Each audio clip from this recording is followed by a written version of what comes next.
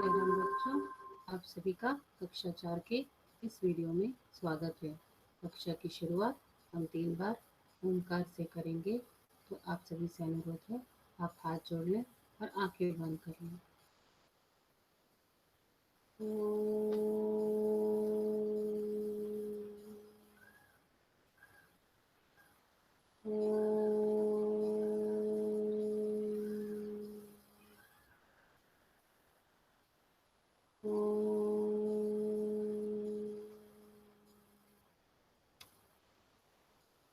साईराम बच्चों, हमने अपना नया पाठ शुरू कर दिया है, जो है दान का हिसाब।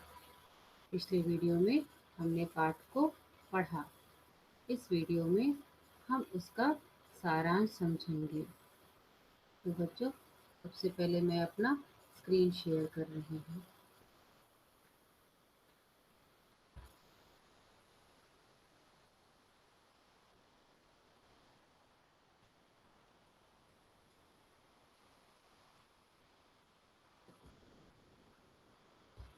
बच्चों, मैंने अपना स्क्रीन शेयर कर दिया है।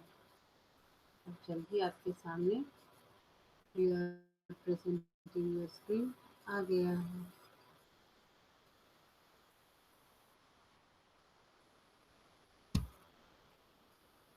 अब बच्चों, मैं इसको फुल स्क्रीन कर देती हूँ। दान का हिसाब, कहानी का सारांश। ठीक है, मैं इस कहानी को छोटे रूप में आपको समझा देती हूँ। एक था राजा, वह लगदग, एक आपके इसमें आया था लगदग शब्द।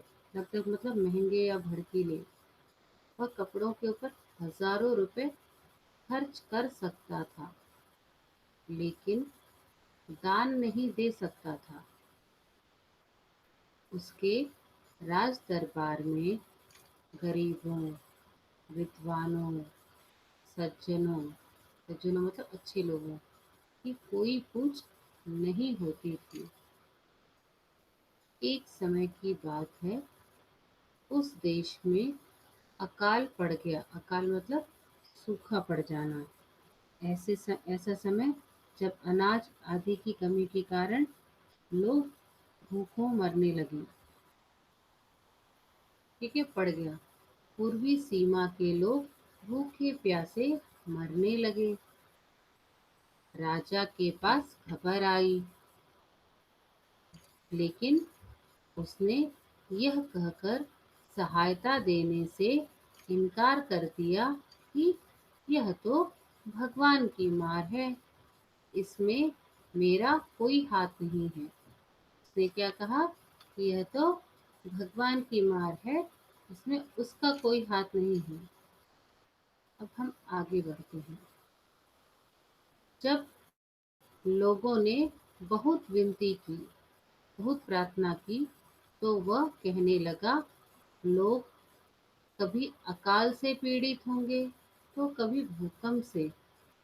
अगर मैं इनकी सहायता करने लगा तो लोगों की सहायता करते करते सारा राज भंडार मतलब राजा का खजाना खत्म हो जाएगा।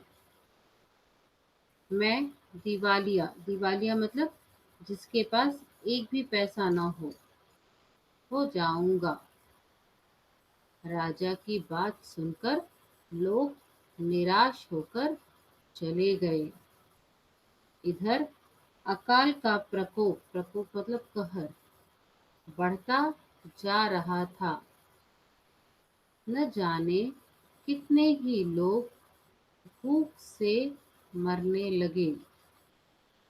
लोग फिर राजा के पास पहुंचे। उन्होंने बहुत विनती की कि आप हमें केवल 10,000 रुपए दे दें तो हमारा काम चल जाएगा। लेकिन राजा ने उनकी एक नहीं सुनी। एक व्यक्ति ने कहा कि राजकोष राजकोष मतलब राजा का कोष में, राजा का खजाना में तो अपार धन है। अपार मतलब बहुत अधिक, असंख्य। थोड़ा सा हमें देने से महाराज का कोई ज्यादा नुकसान नहीं होगा।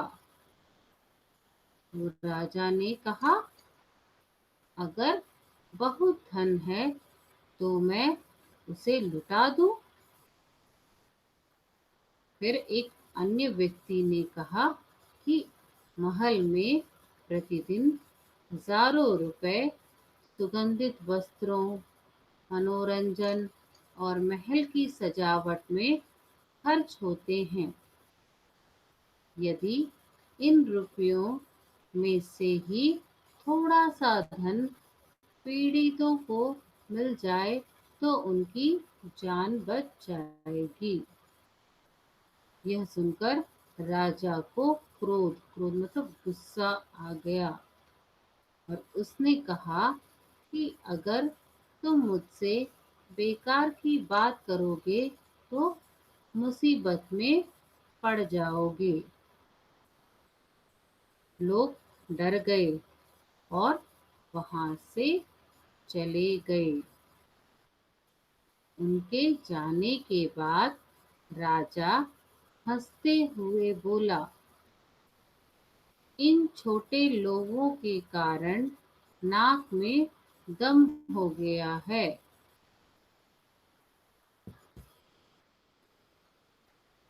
2 दिनों बाद राजसभा में एक बूढ़ा सन्यासी आया। उसने राजा को आशीर्वाद दिया और कहा, सन्यासी की इच्छा पूरी करो। जब राजा ने पूछा कि तुम्हें क्या चाहिए, तो सन्यासी बोला, मैं राजकोष से 20 दिन तक बहुत मामूली भिक्षा प्रतिदिन लेना चाहता हूँ। मेरा भिक्षा लेने का नियम इस प्रकार है, मैं पहले दिन जो लेता हूँ दूसरे दिन उसका दुगुना, फिर तीसरे दिन उसका दुगुना, फिर चौथे दिन तीसरे दिन का दुगना। इसी तरह से प्रतिदिन दुगुना लेता जाता हूँ। भिक्षा लेने का मेरा यही तरीका है। वह आगे बोला, आज मुझे 1 रुपया दीजिए, फिर 20 दिन तक दुगने करके देते रहने का हुक्म दे दीजिए। एक मिनट बच्चों, मैं इसको नीचे कर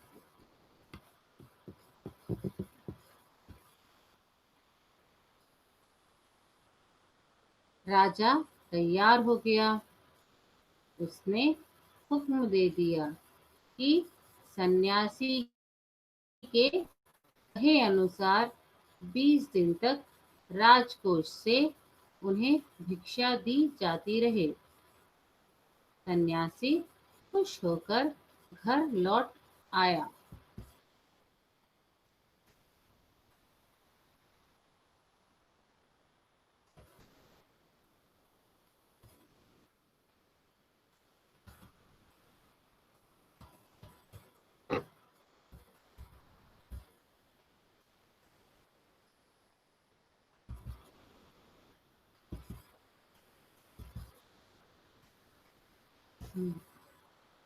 राजा के आदेश अनुसार राजभंडारी सन्यासी को भिक्षा देने लगा।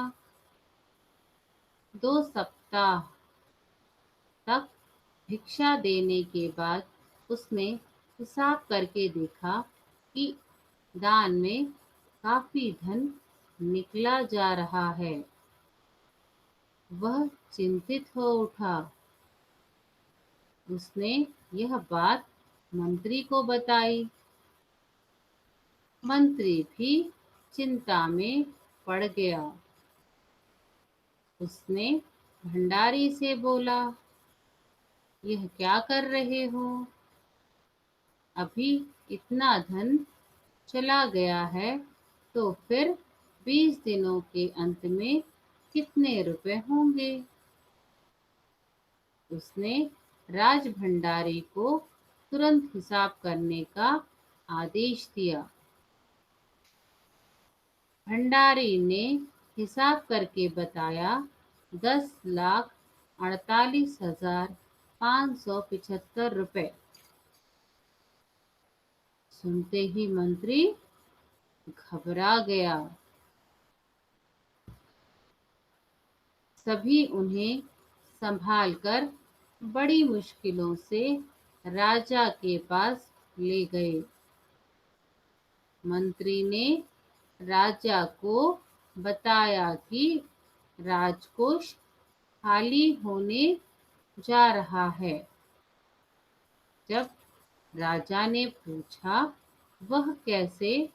तो मंत्री ने कहा, महाराज, सन्यासी को आपने भिक्षा देने का हुक्म दिया है, मगर अब पता चला है कि उन्होंने इस तरह राजकोष से 10 लाख रुपए झटकने का उपाय कर लिया है। राजा के होश उड़ गए। राजा के आदेश पर सन्यासी को तुरंत राजसभा में बुलाया गया। उसके आते ही राजा रोते हुए उनके पैरों पर गिर पड़ा। बोला, मुझे इस तरह जान माल से मत मारिए। अगर आपको 20 दिन तक भिक्षा दी गई तो राजकोष खाली हो जाएगा। फिर राजकाज कैसे चलेगा? सन्यासी ने गंभीर होकर कहा, मुझे अकाल पीड़ितों के लिए केवल 50,000 रुपए चाहिए। वह रुपए मिलते ही मैं समझूंगा कि मुझे पूरी भिक्षा मिल गई है। राजा ने रकम रकम मतलब रुपया कम करने को कहा, लेकिन सन्यासी अपने वचन पर डटा रहा। आखिरकार लाचार लाचार मतलब मजबूर होकर राजकोष से 50,000 रुपए सन्यासी को देने के बाद ही राजा की जान बची। पूरे देश में राजा के दान की खबर फैल गई और सभी अपने राजा की तुलना कर्ण से करने लगे। ठीक है बच्चों, आशा है आपको यह कहानी अच्छे से समझ आ गई होगी। मैंने इसका आपको सारांश भी बता दिया और बीच बीच में जो कठिन शब्द आए थे उनके अर्थ भी समझा दिया। अब यह वीडियो यहीं समाप्त होता है बच्चों। अगले वीडियो में मैं आपको कठिन शब्द, शब्दार्थ और व्याकरण समझाऊंगी। तब तक के लिए साई राम।